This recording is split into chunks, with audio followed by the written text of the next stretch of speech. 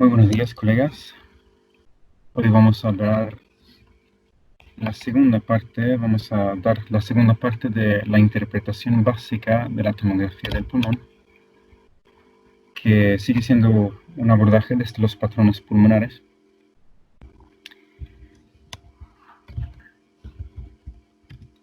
Lo que habíamos visto la primera vez, si se acuerdan bien, fue una revisión anatómica del lobulillo secundario del pulmón y una mención sobre los patrones hiperdensos. Y hoy vamos a hablar sobre los patrones hipodensos en el pulmón, donde un repaso breve de la anatomía ya cubierta nos visualiza a nivel del lobulillo secundario del pulmón, que es donde la terminación de la vía aérea termina en el espacio de intercambio gaseoso y donde las diferentes patologías tienen una distribución que depende en gran medida de las estructuras del lobulillo secundario, donde no es lo mismo una afectación centrolobular que una afectación de la periferia del mismo.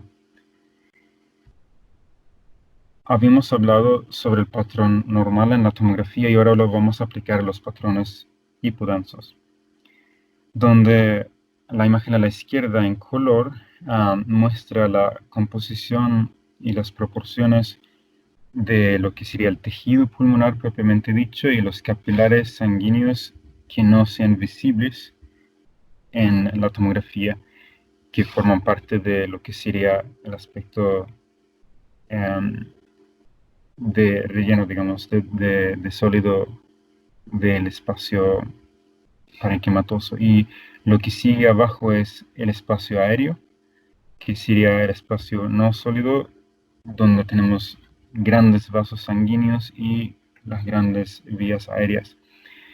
Y esta proporción, al no permanecer igual, es donde tenemos diferentes patrones, ya sean hiperdensos a predominio del componente parenquimatoso del tejido, o como en el caso de hoy, donde por atrapamiento aéreo o por destrucción tisular tenemos excesiva cantidad de aire, y lo que sigue entonces serían patrones hipodensos. Y lo que vemos en escala de grises es arriba lo que sería el patrón tomográfico normal en representación en una escala de grises con sus diferentes densidades radiológicas, y lo que sería acá normal versus este patrón que es más de color oscuro, más negro, lo que sería radio lúcido en una placa de tórax, o que sería hipodenso en una tomografía. Esto es entonces lo que veníamos hablando del lobulillo secundario del pulmón, donde tenemos vascularización, que, digamos, la arteria pulmonar penetra por el centro y lo que es la vena drena la sangre ya oxigenada por la periferia del lobulillo secundario. Y donde tenemos también los vasos linfáticos que recurren tanto por el centro del lóbulo secundario como por la periferia del mismo, donde, como ya habíamos mencionado, la distribución de las enfermedades según su afectación de tejidos respeta estas estructuras debido a su afectación. Esto ya también habíamos hablado, solamente acá, sin reiterar, la interpretación de la tomografía depende de más de solamente el aspecto tomográfico, la información del paciente con todo el abanico de información que de lo que nos hacemos ahí. Pero acá nos vamos a enfocar, para no reiterar, en el patrón de distribución y de apariencia. Entonces, el patrón hipodenso del pulmón se divide en 4 categorías con sus diferentes etiologías, donde tenemos el patrón por enfisema con sus diferentes subdivisiones, que acá, digamos, lo que representan en esta imagen es un enfisema centrilobular, que, digamos, justamente es en el centro del sino, respetando la periferia. Acá serían quistes pulmonares. Vamos a hablar de un par de diferentes etiologías. Después lo que son las bronquiectasias y el patrón en panal de abeja. También acá muestran lo que es el signo de anillo de sello, que bueno, tiene que ver con una de esas entidades y lo vamos a ir viendo eso. El enfisema es un gran capítulo de entidades hipodensas del pulmón, donde tenemos hipodensidad sin pared visible alrededor de la lesión hipodensa. Concomitantemente cursa con destrucción del parénquima.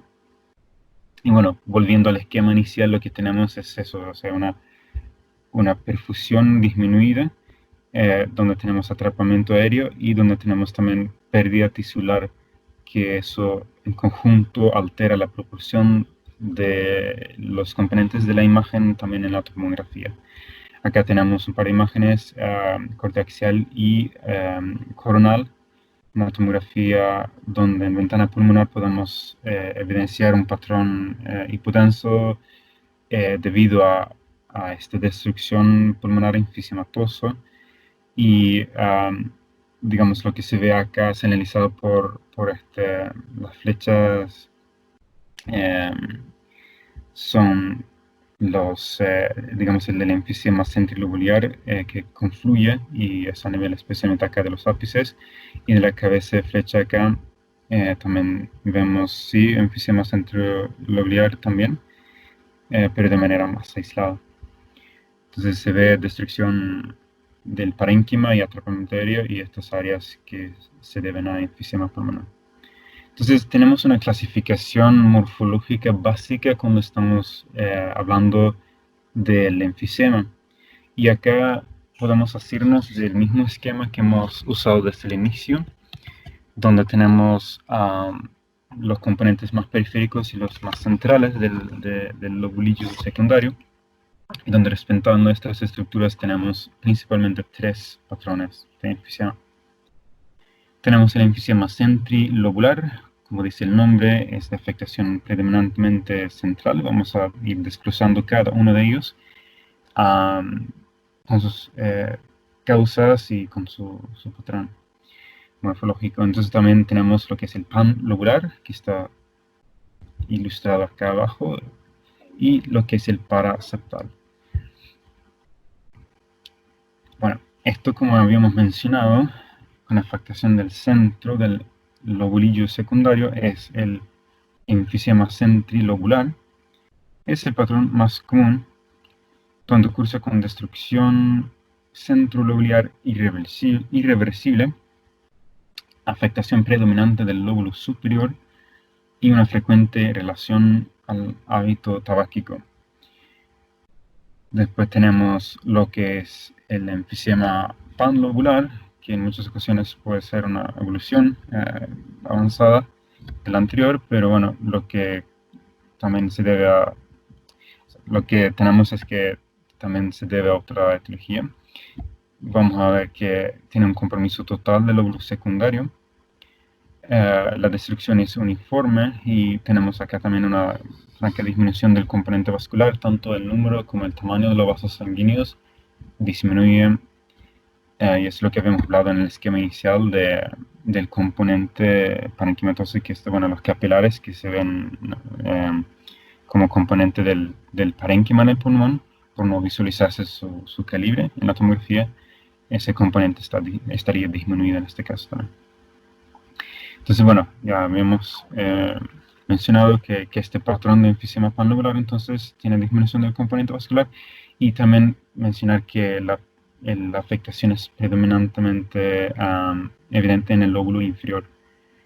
Lo que es el déficit de alfa-1 antitripsina, que ya sabemos que, bueno, por carecer de esta sustancia que cumple una función antiproteasa, tenemos destrucción del parénquima pulmonar. Esto es una causa de esta entidad, si bien el tabaquismo es una etiología también posible, dado el hecho de que en un estado evolutivo más avanzado, el enfisema centrilobular puede avanzar a ser panlobular. Tenemos finalmente lo que es el patrón enfisematoso paraseptal. Este patrón de enfisema se da en una topografía adyacente a la pleura y las fisuras interlobales. Como es de entender por el mismo nombre, esto afecta a los septos y, digamos, sería de, valga la redundancia, afectación periférica del lobulillo secundario. Esto también está asociado a la formación de bullas, que son espacios aéreos que tienen más de 1 centímetro. En jóvenes esta entidad está asociada con neumotórax espontáneo, cuando supuestamente son apicales. Y bueno, las bullas, que son de gran tamaño, pueden conllevar una compresión severa de estructuras adyacentes. En pacientes mayores puede cursar con enfisema centrilobular digamos, en estadios más avanzados avanza a compromiso también de los septos. Esto es un algoritmo de distribución de las diferentes etiologías de patrones hipodensos. Y los patrones hipodensos que se dividen prácticamente en dos, en enfisema y lesión quística. Esto es como un diagrama de flujo que nos ayuda y nos orienta según las características morfológicas de cada una de las entidades. Entonces, lo que habíamos mencionado acerca del enfisema, sin ir a más, es este esquema aparece en el libro que es una de las bibliografías. Y bueno, habíamos hablado justamente de esto, ¿no? De la radiolucidez y como a modo de repaso, si es centrilobular, bueno, eso se debe a un enfisema centrilobular. Las radiolucencias confluyentes pueden ser un enfisema centrilobular avanzado, la hipodensidad difusa al panlobular, las grandes radiolucencias a enfisema bullosa, como habíamos visto en la tomografía, los espacios aéreos ya más grandes van avanzando evolutivamente desde centrilobular a panlobular. Después lo que son las supraorales, sería, digamos, las periféricas supraorales se dividen se distinguen en ser enfisema paraseptal, la que habíamos mencionado. Y después, bueno, cuando hay fibrosis circundante, si bien esto no es un patrón de enfisema, que se englobaría en EPOC, sino es una entidad aparte. Ese enfisema paracicatrizal o irregular, digamos, se suele describir junto con los patrones de enfisema, aunque no es parte de las entidades llamadas conocidas como enfermedad pulmonar obstructiva crónica, ¿no? Después vamos a hablar sobre lo que son las lesiones quísticas. Y es acá con respecto a eso, las enfermedades quísticas del pulmón, que después vamos a volver al esquema eso mencionado. Son áreas radiolúcidas con grosor de pared menor a 4 milímetros. Habíamos mencionado que el enfisema, con la tomografía que vimos y los patrones que habíamos desglosado,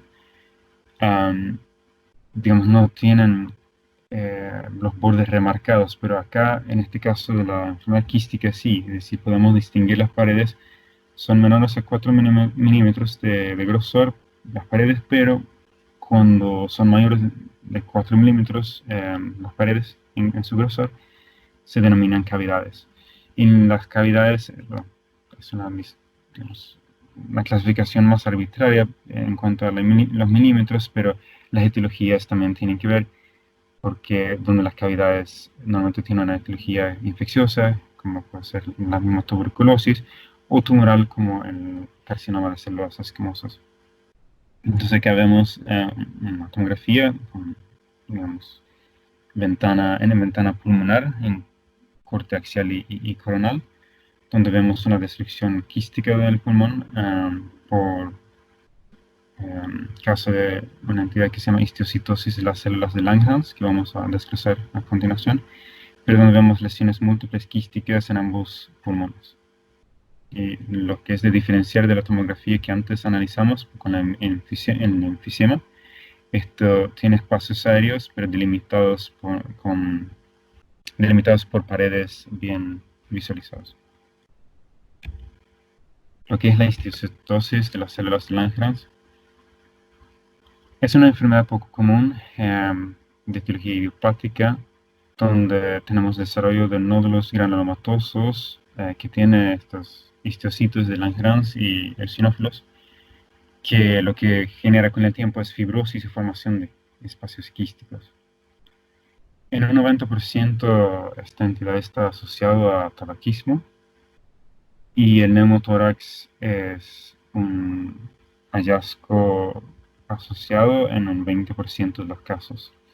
Esto tiene predilección por los lóbulos superiores, y donde, bueno, siguiendo en la línea de las enfermedades quísticas del pulmón, tenemos también una entidad que se llama linfangiomimatosis. Esta es una enfermedad con una esta es una enfermedad con una importante morbimortalidad. Afecta a mujeres de edad fértil con atrapamiento aéreo. Lo que sucede a nivel histológico es una proliferación progresiva de las células propias de esta entidad patológica, que son células fusiformes a nivel de los espacios peribronquiales. Las células son similares al músculo liso y lo que nos da es una clínica de disnea, tos y hemoptisis, y bueno, mismo con neumotórax, que se muestra claramente en este caso. Ya tenemos estos espacios de atrapamiento aéreo con paredes bien delimitadas y visibles, que sería de aspecto quístico, menos de 4 milímetros, acuérdense, sería el tamaño corte para no estar hablando de, digamos, lo que son las cavidades. Habíamos mencionado que tiene un impacto importante sobre sobre la sobrevida, y bueno, la sobrevida que encontré en otra bibliografía externa es de 64% a los 20 años de la enfermedad, donde un 36% de las pacientes, que reitero, son mujeres en edad fértil, de 17 a 45 años, digamos, tienen una mortalidad a este tiempo de evolución. Entonces habíamos hablado de que las lesiones quísticas dependen de la apariencia y de la distribución, donde la histocitosis de las células de Langerhans es a predominio superior, y la distribución de la linfangiomimatosis es difusa. Lo que son las entidades conocidas como bronquiectasias es otra causa de un patrón hipodenso del pulmón, siempre partiendo en nuestro esquema básico de atenuación disminuida, el patrón hipodenso. Tenemos en este caso una perfusión disminuida, y bueno, lo que tenemos es, como en las demás entidades hipodensas, un atrapamiento aéreo, y donde tenemos una alteración de las proporciones de los tejidos pulmonares, de los componentes pulmonares en la tomografía, ¿no? Entonces, lo que vemos en la bronquiectasia es una dilatación bronquial localizada, con el signo de anillo en sello que habíamos visto inicialmente, que es pues, un espacio aéreo aumentada de tamaño junto con la estructura vascular aledaña. Vamos a mostrar eso acá. Este es el signo del anillo en sello, donde tenemos acá una imagen que se debe, digamos, en cuanto a la hiperdensidad al atrapamiento aéreo, y acá sería la estructura vascular asociada, ¿no?, del paquete vascular. Entonces eso no está ese signo característico entonces acá de la bronquiectasia.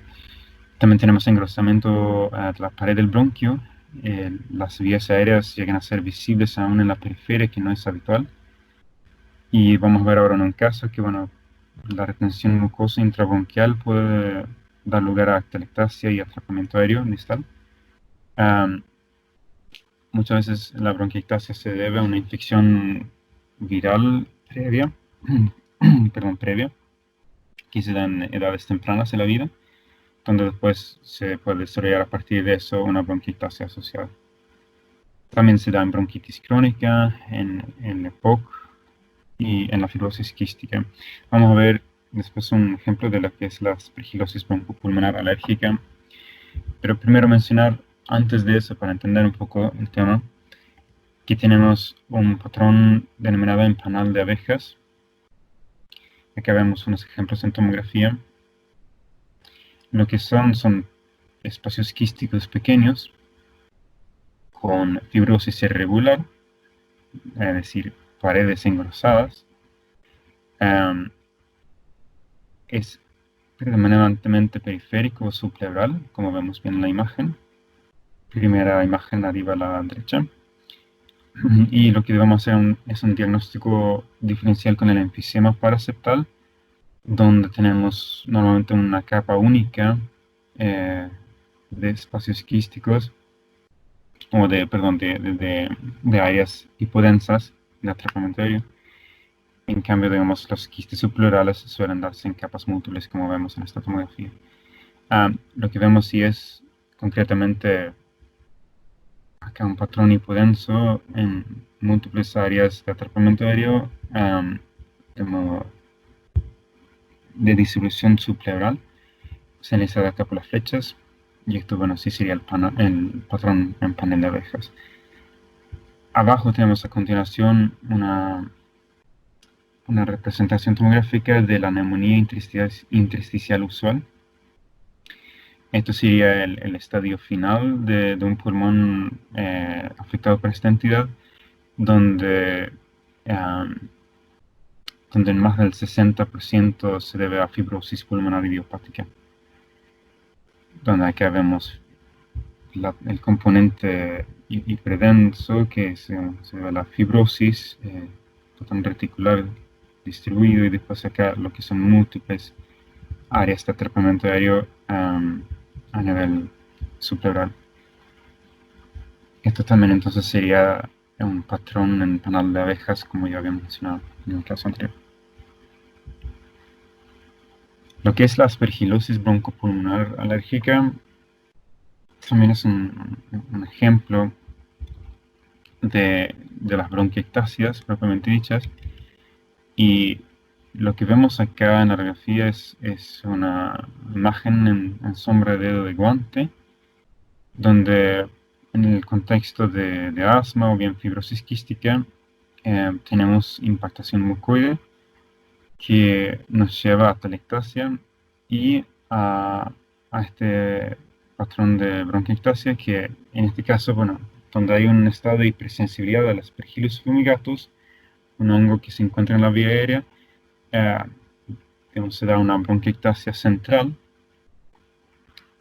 debido a este mecanismo que ya mencionamos, la impactación mucoide y la atelectasia. Entonces acá tenemos, digamos acá central, este patrón hipodenso que correspondería a atrapamiento aéreo,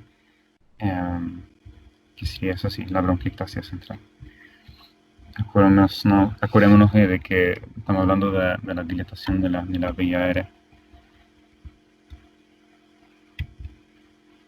Bueno, esta es la imagen que habíamos visto de panal, de patrón de panal de abeja, perdón. Este es un esquema que lo que intenta representar es de manera topográfica la afectación de los diferentes patrones hipodensos. Habíamos mencionado que la histocitosis de las células de Langerhans, por ejemplo, se da predominantemente en los lóbulos superiores. También tenemos conocimiento de que la tuberculosis suele afectar las ápices de los pulmones. Lo que es el enfisema paraseptal también tiene una predilección por la parte superior del pulmón. La linfangiomimatosis que habíamos mencionado tiene la distribución más difusa, con sus formaciones quísticas, y comparando entre central y periférico, lo que es la afectación por fibrosis pulmonar idiopática es de predominancia periférica, donde la neumoconiosis se da en el caso de la silicosis y de la enfermedad de los trabajadores de carbón, es de distribución más central, con afectación de las vías aéreas y distribución más al centro del pulmón. Hemos repasado brevemente algunos patrones destacados hipodensos. Lo que quiero que quede claro en esta parte, que quedaría complementar con algunas otras partes para cerrar temas, lo que serían los patrones nodulares y reticulares y después lo que sería un repaso de los patrones de afectación intersticial y un diagnóstico diferencial entre ellos. Lo que acá vemos es lo mismo que habíamos visto en la primera presentación, la presentación tomográfica de los patrones, en este caso hipodensos, donde a modo de repaso tenemos la perfusión no disminuida, donde tenemos atrapamiento aéreo y donde tenemos pérdida tisular, que nos da un patrón hipodenso, y esto correlacionándolo con el lóbulo secundario, lo podemos entender el patrón de distribución topográfico y su patrón de apariencia también. Entonces, esta es la bibliografía consultada. Esto es un breve repaso, hay muchas entidades y detalles que hemos pasado por alto, pero bueno, espero que les haya sido útil este breve repaso.